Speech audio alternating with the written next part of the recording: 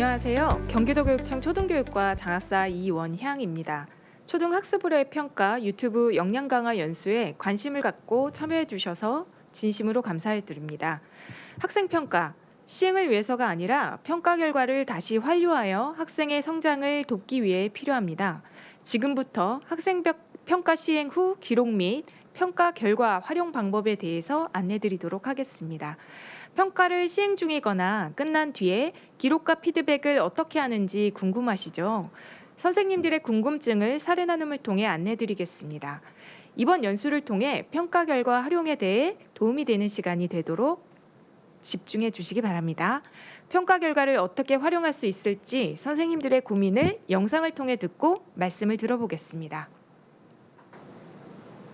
네, 나 1학기 수업 아이디어 다 써먹어서 지금 PPT도 재탕 중이에요. 저도요. 근데 얘들이 뭐가 좋았는지도 모르겠어요. 그냥 감으로 하는 느낌? 자기평가 가는 거 있잖아요. 거기 진짜 솔직할 일이 많던데요. 헉! 그거 다시 보면 2학기 수업 개선 가능? 그럼 나 지금 당장 열어볼게요, 선생님. 아니다.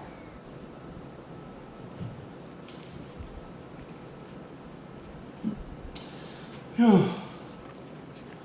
오늘 또 학습지 다 채점하고 수업 중에도 피드백을 열심히 했는데 근데 왜 아직도 목표에 도달 못하는 애들이 이렇게 많지? 진짜 뭘 더 어떻게 해줘야 하는 거야? 아, 답답하네. 근데 얼마 전에 누가 그랬지? 경기도 교육청에서 평가 피드백 강의를 되게 잘 만들었다고 했는데 한번 봐볼까? 네, 안녕하세요. 자유초등학교 수석교사 조인우입니다. 여러 사연들 잘 보았습니다. 선생님들 평가 결과 활용이 어렵게 느껴지셨죠? 이것들을 잘 해결해 보신 사례들을 잠시 후에 살펴보도록 하겠습니다.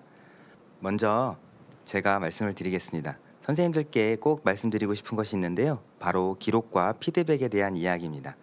선생님들께서는 항상 굉장히 바쁘세요. 매일매일 정신없이 살고 있다고 하시는 분들이 많으신데요. 기록해야 되는 건 알지만 시간이 없다라고 말씀하시는 분들이 계십니다. 하지만 바쁘기 때문에 더 기록을 해야 된다고 생각을 합니다. 우리는 교수평기 일체화라는 말을 자주 듣는데요. 교육과정, 수업, 평가, 기록이 하나로 연결되어야 한다는 말이죠.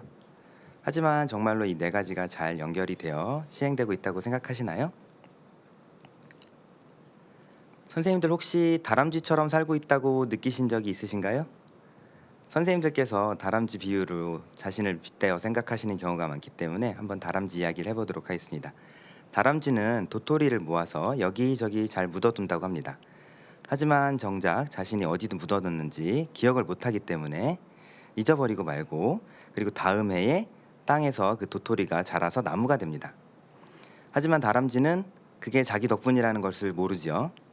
우리 선생님들도 학생들이 사회에 나가서 멋지게 자라날 수 있도록 성장하고 발전하는 것이 선생님들께서 심어놓은 씨앗이라는 것을 기억하지 못하시거나 인지하지 못하시는 경우가 많은 것 같습니다.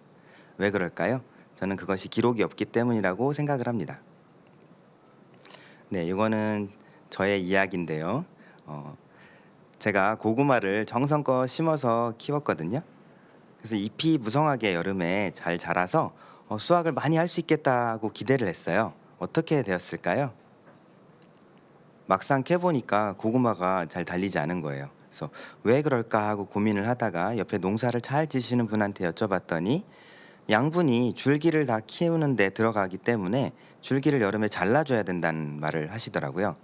선생님들도 마찬가지입니다. 우리가 외형적인 성장에 성과에 집중하면 정작 우리가 마지막 교육의 열매를 맺는 것을 하지 못하는 거 아닐까라는 생각을 해봤습니다. 그래서 제가 제안 드리는 것은 성장보다는 성찰을 생각을 해보시자는 것입니다.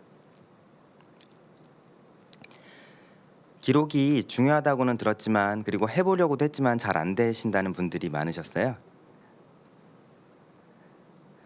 제가 생각할 때 성찰의 출발점은 기록이라고 생각합니다. 그리고 최고의 기록을 도와주는 도구는 여러 가지 에듀테크들이 있겠지만 저는 윈도우 메모장을 잘 활용합니다.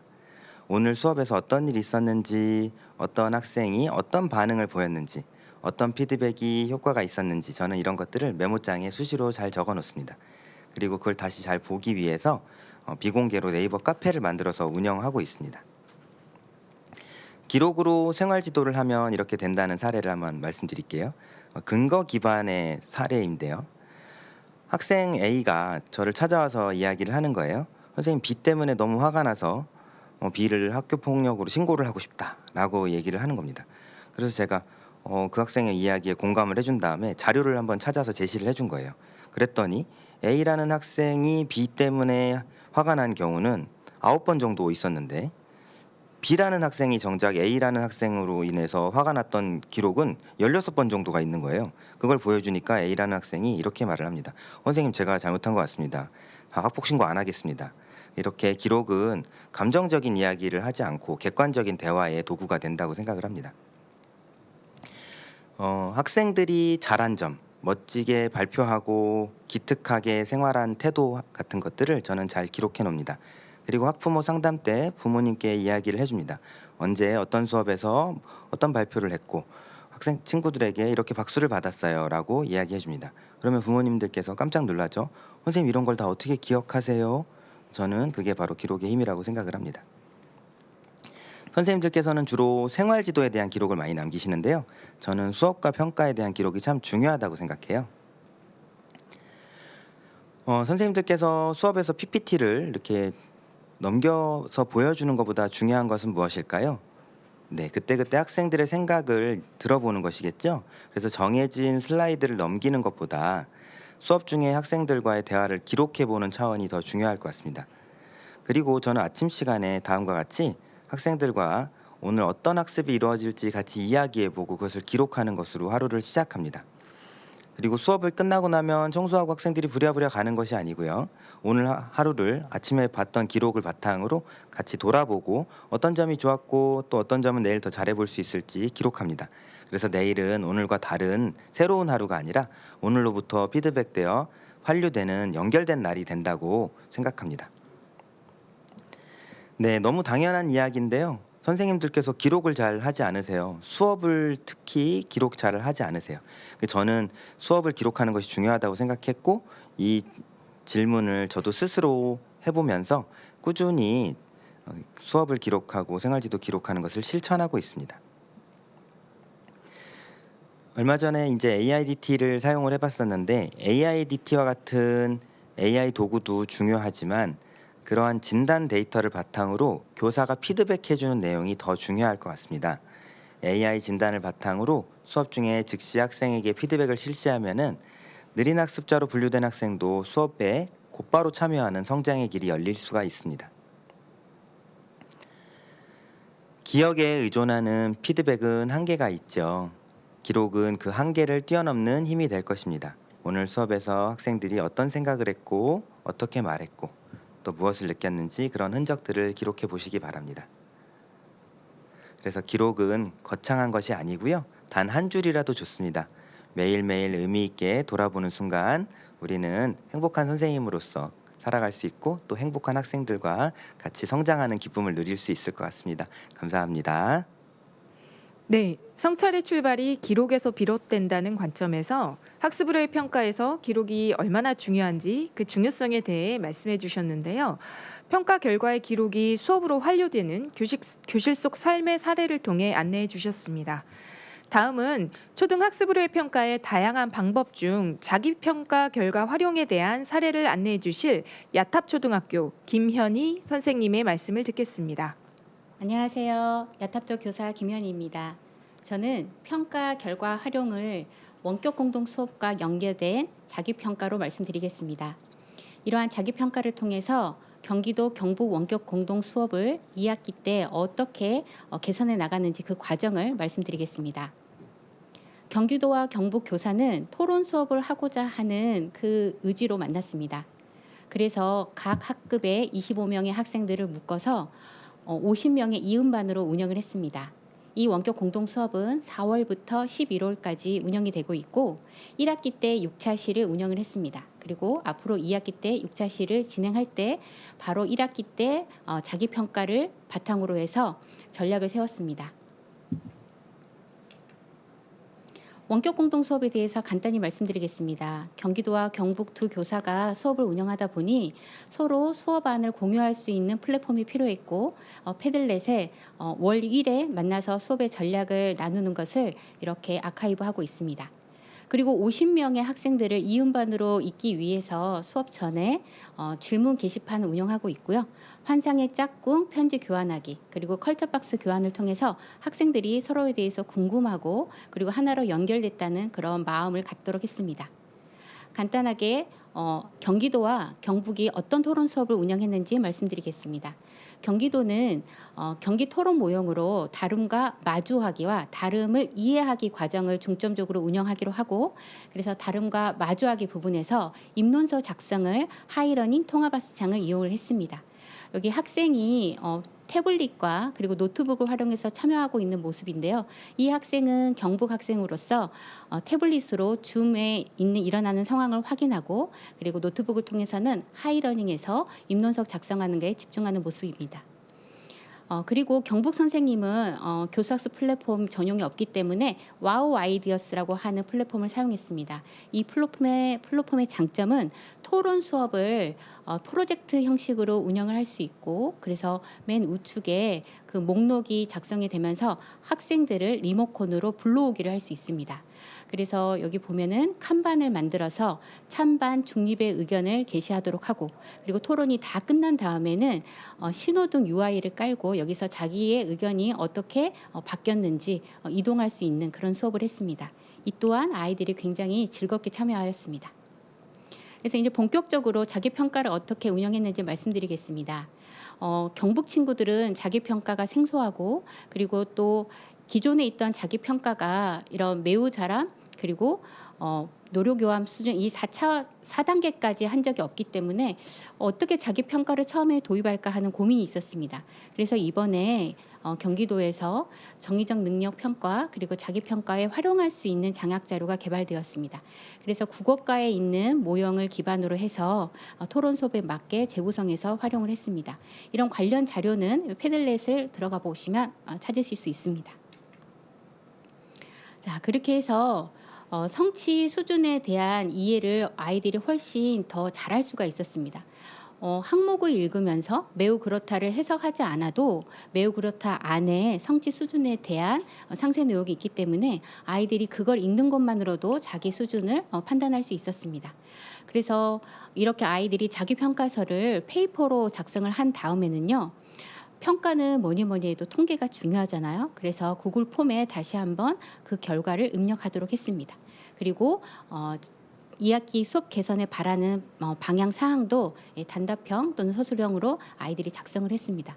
이렇게 하면 바로 취합을 할 수 있는 게요. 정량적인 데이터는 구글 폼에서 바로 보여지고 그리고 정성적인 것은 그 엑셀로 전환을 시킨 다음에 이거를 생성형 AI에 넣고 우선순위 4개 항목으로 통계를 처리를 해달라고 하면 이렇게 시각화된 그래프까지 함께 자료를 줍니다.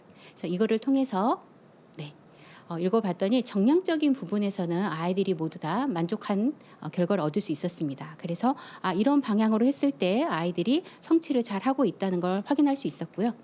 이제 정성적인 부분에서 수업을 어떻게 개선해야 되는지 알 수 있었는데요.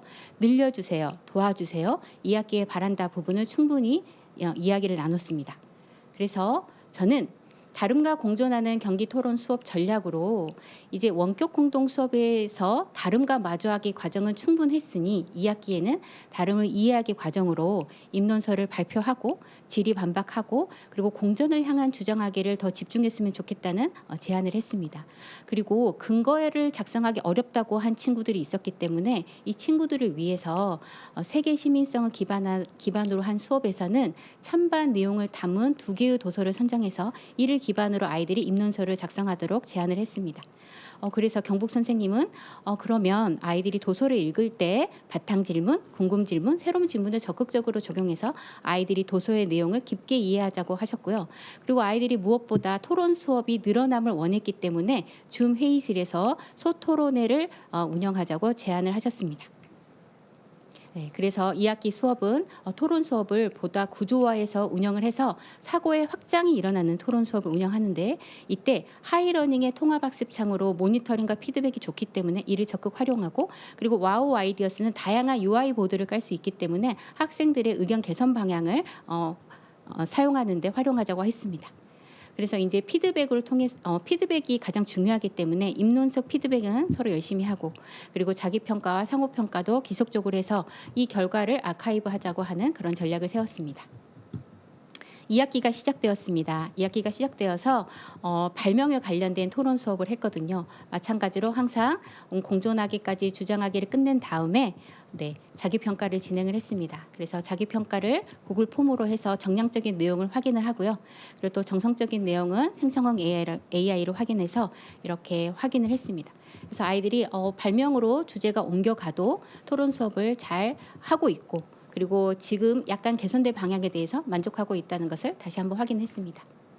자, 이를 통해서 선생님들께서 자기 평가가 학생들에게도 유용하고 그리고 다음 교수 학습을 어떻게 이어갈 것인지에 대한 전략을 알려준다는 것을 알게 되셨을 것 같습니다. 꼭 선생님들께서 현장에서 학생들에게 자기 평가의 기회를 주시고 그리고 수업을 바꿔보면서 전문성을 더 키워나가시길 바라겠습니다. 감사합니다. 네, 경기도교육청은 정의적 능력 평가의 방법을 다양한 교과 수업 시간에 활용하여 학생 스스로 성찰하고 성장하는 기회를 통해 학습자 주도성을 강화하는 평가를 권장하고 있습니다. 김현희 선생님의 자기평가 운영 예시는 그 방법 중 하나로 참고하실 수 있겠습니다. 초등학습으로의 평가에서 학생 맞춤형 피드백은 중요한 평가의 방향이며 목표라고 할 수 있는데요. 대선초등학교 백다겸 선생님께서 그 사례를 공유해 드리겠습니다. 네, 안녕하세요. 성장 확인표를 활용한 학생 맞춤형 피드백 전략으로 우리 학생들의 성장을 구조적으로 지원할 수 있는 방법에 대해서 함께 이야기 나눠보도록 하겠습니다. 네, 피드백이란 학생의 현재 상태에서 학생이 도달해야 될 학습 목표 사이의 차이를 줄이는 전략인데요. 이 차이를 줄이기 위해서는 두 가지 피드백 전략이 필요합니다. 첫 번째는 피드백이 학생의 성장을 지원할 수 있는 방향성으로 제공이 되어야 한다는 점과 그리고 두 번째는 피드백의 구조화를 통해 학생의 자기 성찰을 유도해야 된다는 점입니다. 우리가 평가 도구를 설계하듯이 피드백도 명확한 도구와 기준, 또 구조화된 절차를 갖춘 전략으로 설계가 되어야 하는데요. 저는 이 구조화된 피드백 전략으로 성장 확인표라는 피드백 도구를 활용하고 있습니다. 성장 확인표를 활용한 학생 맞춤형 피드백 모델은 다음과 같이 4단계로 제시가 됩니다. 첫 번째는 성취 기준을 분석하고 수업 평가 계획을 수립합니다. 두 번째는 평가 도구를 개발하고 피드백 도구를 개발합니다. 그리고 세 번째는 성장 확인표를 활용한 피드백 계획을 수립하고 수업 평가에 적용을 한 다음에 4단계에서는 그 피드백 결과를 분석해서 완료하는 단계입니다. 선생님들께서 여기서 주목하실 점은 3단계와 4단계가 일방향적인 구조가 아닌 순환적인 구조를 가진다는 것인데요. 선생님께서 학생에게 피드백을 주고 학생의 변화를 분석해서 다음 수업 내용과 피드백 전략을 수정하는 과정이 반복적으로 이루어지게 됩니다. 자, 그러면은 이제 구체적인 사례를 통해서 성장 확인표를 활용한 학생 맞춤형 피드백 전략에 대해서 설명을 드리도록 하겠습니다. 네, 1단계는 성취 기준을 분석해서 수업 평가 계획을 수립을 합니다. 이때 이렇게 성취 기준은 내용 요소별로 분석을 하게 됩니다. 그런 다음 학습 요소를 통해서 평가 요소를 선정하게 되는데요. 이때 이 평가 요소는 성장 확인표의 구체적인 피드백 내용이 됩니다.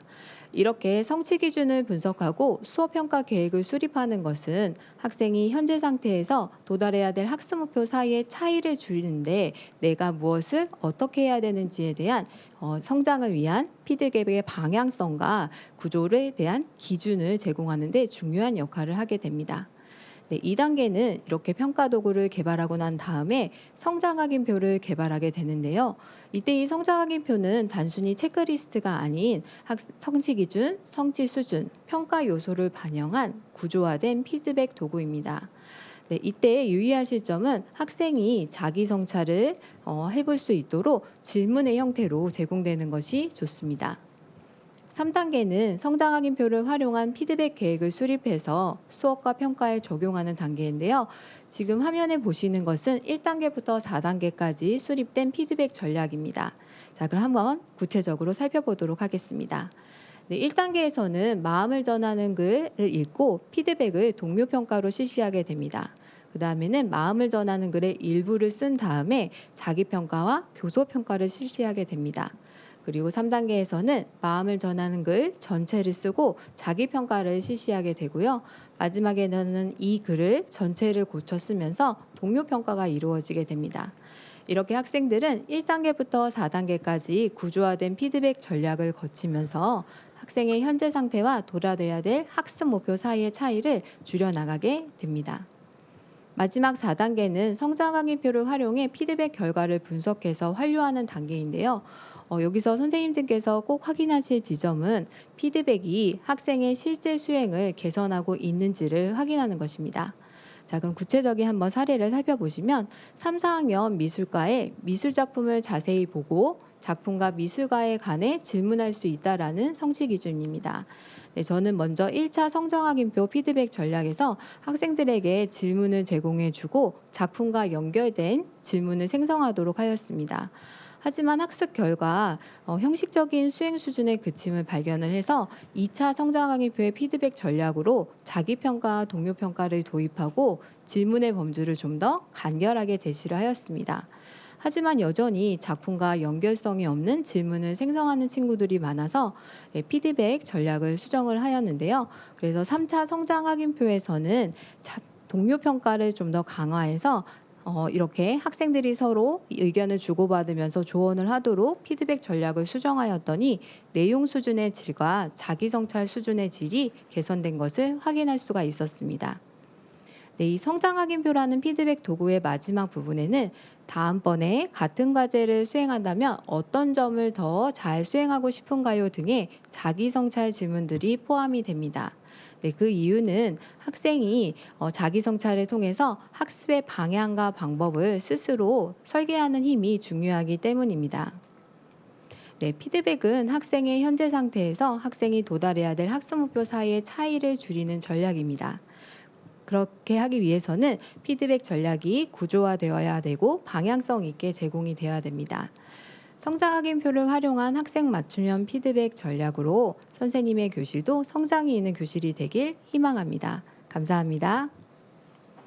성장 확인표를 통한 단계별 피드백이 학생 성장에 도움이 될 수 있는 좋은 예가 될 것 같습니다.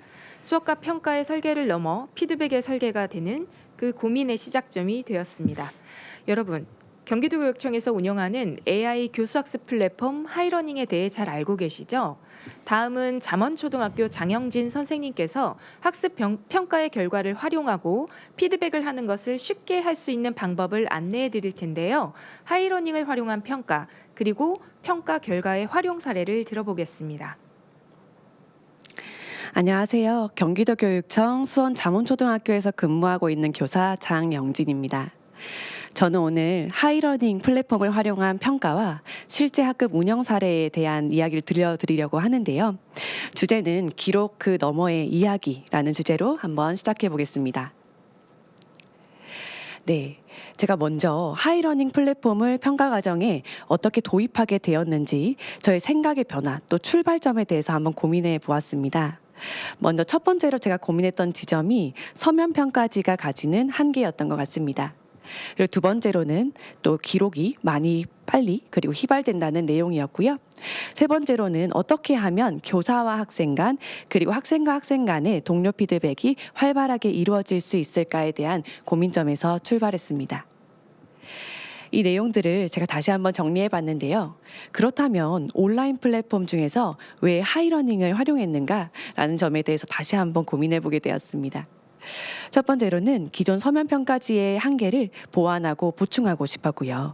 두 번째로는 온라인 플랫폼의 평가 결과 기록에 있어서 또 동료 피드백에 있어서의 그 장점을 극대화하는 평가를 한번 도전해 보고 싶었던 마음이었습니다. 그렇다면 온라인 플랫폼을 활용한 이 평가가 어떤 장점을 지니고 있을지 제가 한번 정리한 내용들을 보여드리면서 설명해 드릴게요. 제가 평가 과정에서 온라인 플랫폼 하이러닝을 도입하면서 느꼈던 이 온라인 평가의 장점은 다음과 같은데요. 첫 번째로는 하이러닝은 실시간 모니터링 기능을 가지고 있습니다. 이것은 이제 학습 과정에서도 물론 큰 도움이 되는데요. 평가 과정에서도 실시간으로 모니터링이 가능하니 교사가 학생에게 즉각적으로 도움을 줄 수 있었습니다. 두 번째로는 학급 게시판, 하이러닝에서는 클래스보드라는 이름을 가지고 있지요. 학급 게시판을 활용해서 꾸준히 나의 평가 결과를 누적해서 관리할 수 있었습니다. 세 번째로는 댓글 기능을 활용해서 동료 간의 피드백을 더욱더 활발하게 할 수 있었던 것이 온라인 플랫폼이 가진 평가 과정에서의 장점이라고 생각합니다. 단, 이 모든 평가의 과정이 원활하게 또 효과적으로 이루어지려면 가장 중요한 것이 바로 충분하고 철저한 평가 사전 교육이라고 생각합니다. 충분하고 철저한 평가 사전 교육이 이루어졌을 때만이 온라인 활용 능력이나 온라인 도구에 대한 친숙한 정도 자체가 평가 자체에 있어서 저해 요인으로 작용하지 않기 때문인데요. 제가 말씀드린 것과 같이 저해 요인으로 작용하지 않는 편안하고 준비된 환경에서 평가할 수 있도록 저는 이런 부분들에 신경 썼습니다. 첫 번째로는 온라인 플랫폼 활용 교육에 대해서 충분히 선행하는 것이고요. 두 번째로는 글로 쓰는 동료 피드백에서 어떤 점을 유의해야 할까에 대한 토의 과정을 가졌습니다. 세 번째로는 댓글 예절 교육을 포함해서 디지털 리터러시 교육도 함께 동반했습니다. 그리고 그 다음으로는 제가 뒤에서 계속 이어 설명을 드릴 부분인데요. 성취 기준과 평가 요소에 대해서 학생들이 스스로 명확하게 인지하는 것이 평가를 효과적으로 이끄는 데 중요한 역할을 했습니다. 네, 제가 그리고 하이러닝 플랫폼을 활용하면서 느꼈던 적합한 평가, 온라인 플랫폼을 활용했을 때 더욱더 효과를 극대화할 수 있는 적합한 평가가 어떤 것이 있을까? 첫 번째로는 동료 평가와 자기 평가입니다. 그래서 학생들 간의 피드백을 활발하게 주고받는 것이 효과를 극대화하는 데 좋은 평가의 유형인 경우에는 온라인 플랫폼을 한번 활용해 보시면 좋을 것 같고요. 그리고 다음으로는 누적해서 관찰 기록이나 평가 기록을 누적해야 하는 그런 포트폴리오형의 기록 평가에서도 좋은 하나의 방법이 될 것 같습니다. 지금부터는 저희 학급에서 제가 실제로 실천했던 하이러닝 평가 사례에 대해서 잠깐 일부 나눠보고자 하는데요. 첫 번째로는 도덕 교과입니다. 도덕 교과에서 성실이라는 덕목을 가지고 성실한 생활 매일 실천 챌린지라는 평가 활동을 운영했습니다. 네, 간단하게 설명을 드리자면 내가 생각하는 성실이 무엇인지 생각해 보고요. 다음으로 매일 실천한 나의 성실 목표를 정하고 그리고 나의 꾸준한 실천 정도를 클래스보드를 활용해서 계속해서 누적하여 기록해 나갔습니다. 이를 통해서 나만이 나의 기록을 보는 것이 아니라 나의 친구들도 함께 이 기록을 함께 살펴보면서 정말 원활한 그리고 도움이 되는 동료 피드백을 제공할 수 있었습니다. 그래서 진정으로 학생 한 명 한 명마다 도움이 되는 피드백을 제공하다 보니 상호 발전하는 모습도 관찰할 수 있었습니다. 네, 하이러닝을 활용한 평가뿐만 아니라 온라인이든 오프라인이든 평가에 있어서 가장 중요한 역할을 하는 것이 사실 바로 이것이라고 생각하는데요. 평가와 전반적인 학습 과정에 있어서 학생 스스로 정확한 도달점을 인지하는 것이 학생에게 나침반과 같은 역할을 한다고 생각합니다. 바로 성취 기준과 평가 요소 그리고 평가 방법을 정확히 인지하는 것이 학생에게 학습으로 그리고 평가의 방향성을 제시하기 때문인데요. 화면에서 보시는 바와 같이 저는 이 내용을 바로 클래스보드도 활용했습니다.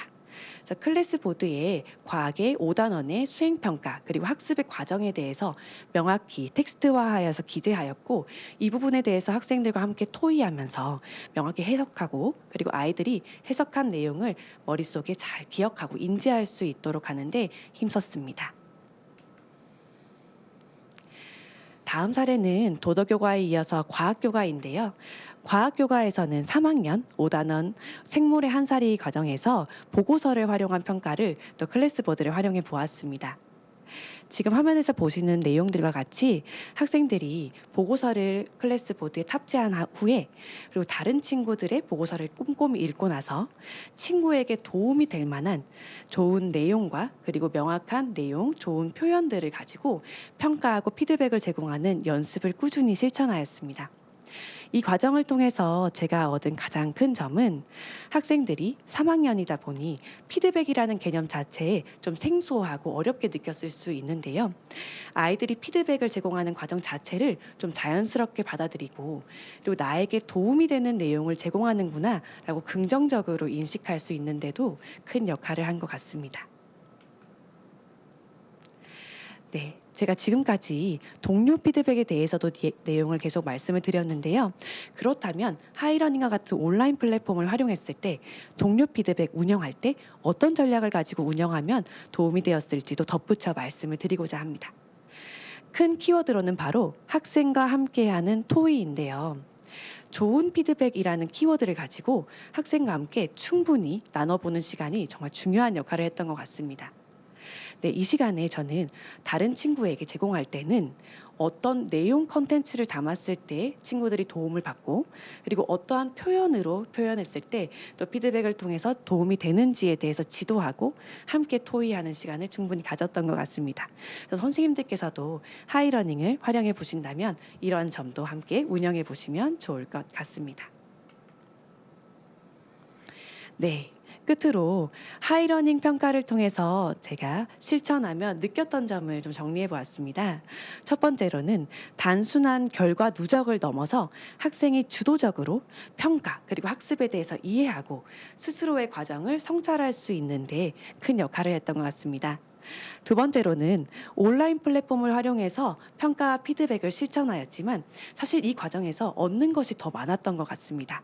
바로 디지털 리터러시 교육과 인성 교육에 대해서도 함께 동반했기 때문인데요. 마지막으로는 평가가 교사 혼자만의 일이 아니라 학생과 함께 이런 전반적인 과정에서 함께 만들어 나가는 이런 주체적인 평가 문화의 첫 걸음으로서 저도 도전하는데 큰 의미가 있었던 것 같습니다.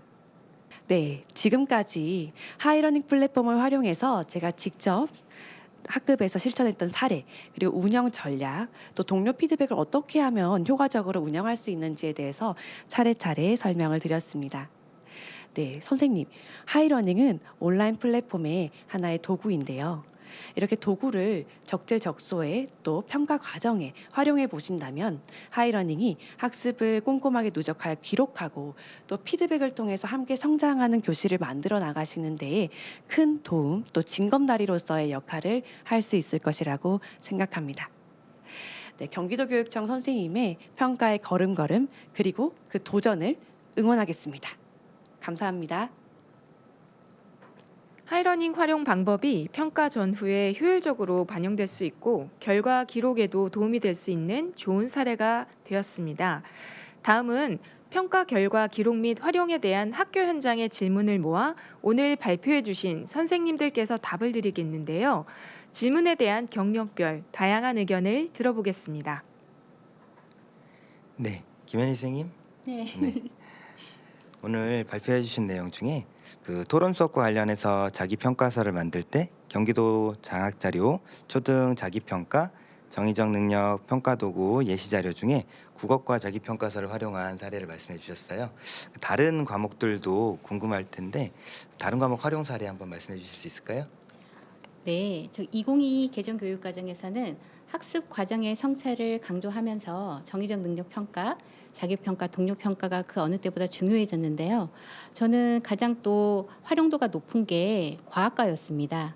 과학과에서는 그런 일상생활에서 볼 수 있는 내용을 가지고 실험을 하고 또 이게 실생활 적용으로 환류가 돼야 되는데 그 4학년 같은 경우는 물의 순환에서 이러한 물의 순환이 잘 이루어지지 않을 때 우리 생활에 어떤 불편함이 있을지 그리고 또 5학년에서는 산과 염기 활용 수업을 하는데 또 이거를 우리 생활에서 유용하게 활용하기 위해서는 어떤 점에 주의해야 되는지 이렇게 성찰할 수 있는 탐구 질문이 있었습니다. 그래서 과학과에서도 매우 유용하게 활용할 수 있습니다. 저는 김현희 선생님께서 말씀하신 그 경기도교육청 자기능력 평가 자료에서 수학과를 한번 활용해 본 적이 있습니다.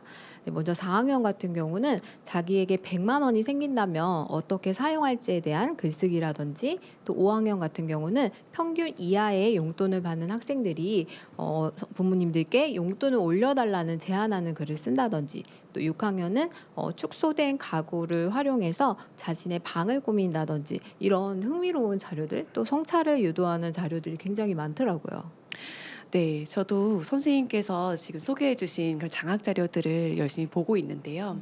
저는 이제 평가 방향이나 그리고 또 수업 방향에 맞는 평가서를 선택해서 그대로 사용해 보는 것도 좋은 방법인 것 같아요. 그래서 실천 자체에도 의미가 있는 것 같고요. 그리고 또 요즘 생성형 AI를 많이들 사용하시는데요. 생성형 AI를 활용해서 나의 수업과 평가 방향에 맞게 좀 재구성해서 사용하시는 것도 하나의 방법이 될 것 같습니다.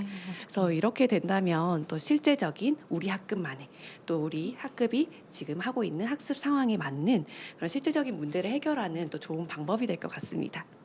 저는 두 분의 사례 발표에서 피드백이 정말 중요하다는 걸 깨달았거든요. 그런데 수업과 평가 운영하고 피드백까지 하기에는 좀 시간이 부족한 느낌인데 어떻게 연계돼서 활용을 해야 될까요? 네, 굉장히 공감이 되는 말씀입니다.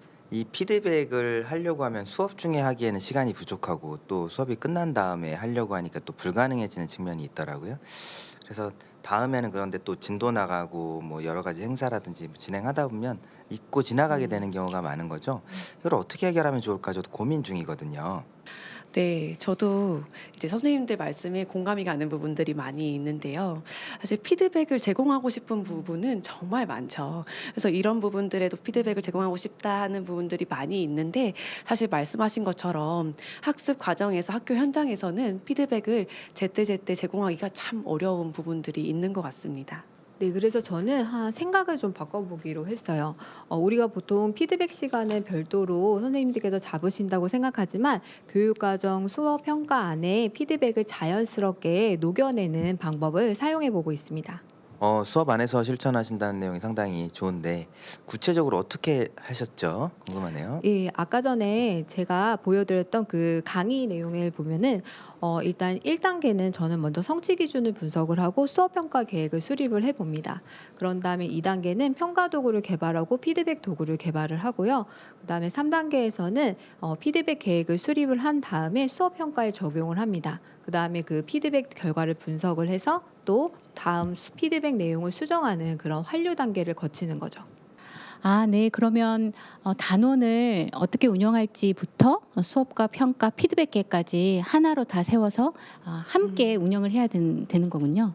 평가와 피드백을 이제 수업 현장에 진짜 녹여서 사용하신다는 말씀이시잖아요. 그래서 이렇게 수업의 일부가 평가의 피드백이 수업의 일부가 된다는 것이 참 의미 있는 평가로 나아가는데 도움이 될 것 같습니다. 네, 맞아요. 그런데 이런 평가 방법을 수행하시는 데 있어서 조금 처음에는 어색하실 수가 있습니다.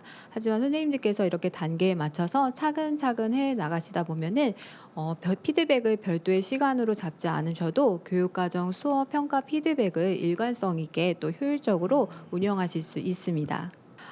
장영진 선생님께서 아까 강의 내용 중에 그 하이러닝이라는 온라인 플랫폼을 활용해서 평가를 하신다고 들었어요. 저는 궁금한 게 있는데 어떤 평가 방식이나 활용 방법이 좀 선생님들께서 효율적으로 운영을 하실 수 있을지 좀 사례를 나눔해 주실 수 있으실까요? 네, 저는 하이러닝 플랫폼을 활용해서 평가를 하면서 제가 느꼈던 여러 평가 방법에서의 장점이 있지만, 그중에서 가장 대표적으로 말씀을 드리자면 자기 평가에서 큰 효과를 봤던 것 같습니다. 그래서 하이러닝에 제가 주로 활용했던 기능 클래스보드 기능인데요. 클래스보드 기능을 활용했을 때 나의 평가 결과를 또 학습 과정을 꾸준하게 누적해서 기록할 수 있다 보니까 이런 부분들이 학생들이 능동적으로 참여하고 주체적으로 평가를 참여하고 함께 하는데 큰 도움이 되었던 것 같아서, 하이러닝을 활용해 보실 마음이 있으시다면 하이러닝 활용해서 자기 평가를 한번 도전해 보시기를 권장드릴게요. 저는 선생님 사례에서 그 하이러닝을 활용해서 동료 평가하는 부분이 인상적이었거든요.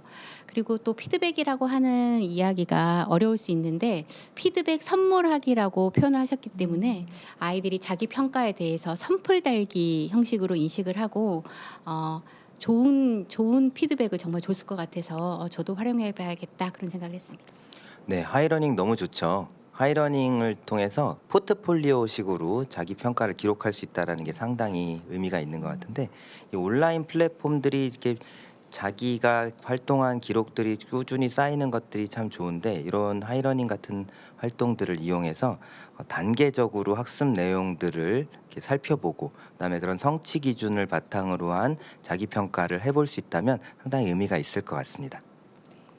수업 시간 내에 평가의 결과가 다시 수업으로 환류되며 선순환 체계로 이루어질 수 있는 평가 결과의 활용에 대해서 사례를 통해 많은 공유가 되었었는데요. 그래서 궁금했었던 부분들이 해결이 되셨을 거라 믿습니다. 한 가지 더 제가 추가 발언을 드리겠는데요. 생성형 AI를 통해 평가 그리고 기록의 도움을 많이 받고 계시죠. 그런데 평가의 주도권 그리고 평가권을 갖고 있는 건 교사입니다. 그렇기 때문에 교사 고유의 평가 그리고 기록으로 이루어질 수 있도록 특별히 당부드리고, 모든 평가에 대한 결과에 대해서 기록으로 가져가는 것 역시 교사가 주체적으로 이어가질 수 있도록 당부드리겠습니다. 오늘 초등학습으로의 평가의 평가 결과 활용 연수에 대해서 집중해서 들으셨는데요. 이번 연수는 방금 보신 이 평가 결과 활용 영역 외에도 학습으로의 평가, 논술형 평가, 그리고 기본능력 평가에 대한 기획 유튜브 연수로 경기도교육청 유튜브 채널과 경기교사원 TV 초등에 함께 공개됩니다. 이후 다른 주제 연수에도 꼭 참여해 주시기 바랍니다. 이것으로 2025학년도 초등학습으로의 평가 결과 활용 영역 연수를 모두 마치겠습니다. 연수에 참여해 주셔서 대단히 감사합니다.